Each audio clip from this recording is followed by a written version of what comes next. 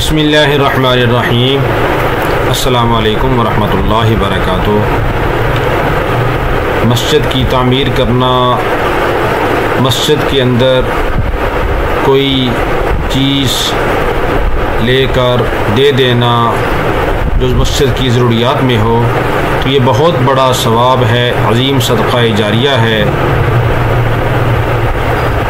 یہ بھی ایک صوبہ سندھ کے ضلع دادو کے اندر ایک مسجد کے اندر صفوں کی اور قرآن مجید کی ضرورت تھی،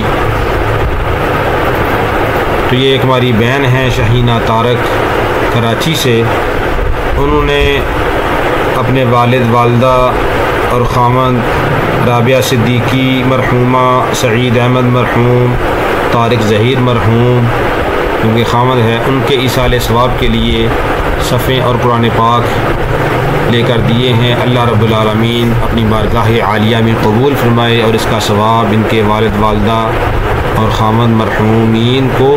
عطا فرمائے،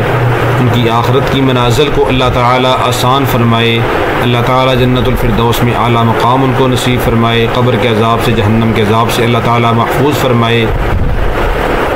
اللہ تعالی ان کی آخرت کی منازل کو آسان فرمائے، اور اللہ تعالی بادی شہینہ طارق کے مال جان اولاد میں برکت نصیب فرمائے، اللہ تعالی ان کو ہمیشہ آخرت کی فکر کرنے کی اور آخرت کے یہ اعمال کرنے کی توفیق عطا فرمائے۔ حدیث پاک کے اندر آتا ہے کہ جو آدمی اللہ کی رضا کے لیے مسجد بنائے گا اللہ تعالیٰ اس کے لیے جنت میں گھر بنائے گا،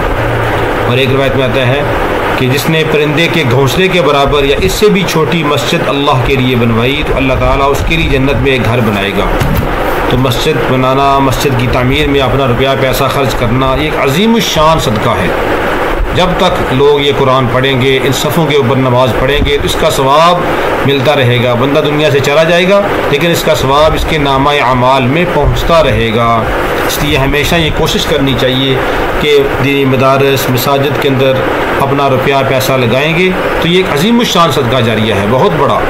اس کا ثواب تا دیر ملنے والا ہے، کیونکہ مسجدیں اللہ کے گھر ہیں، کسی عام انسان کا گھر نہیں ہے، مسجد کا کوئی مالک نہیں ہوتا، اللہ ہی اس کے مالک ہوتے ہیں، اللہ ہی کے گھر ہیں، اس لیے اللہ کے گھر کی خدمت کریں گے، اللہ رب العالمین ہماری ضروریات کے اندر ہمارا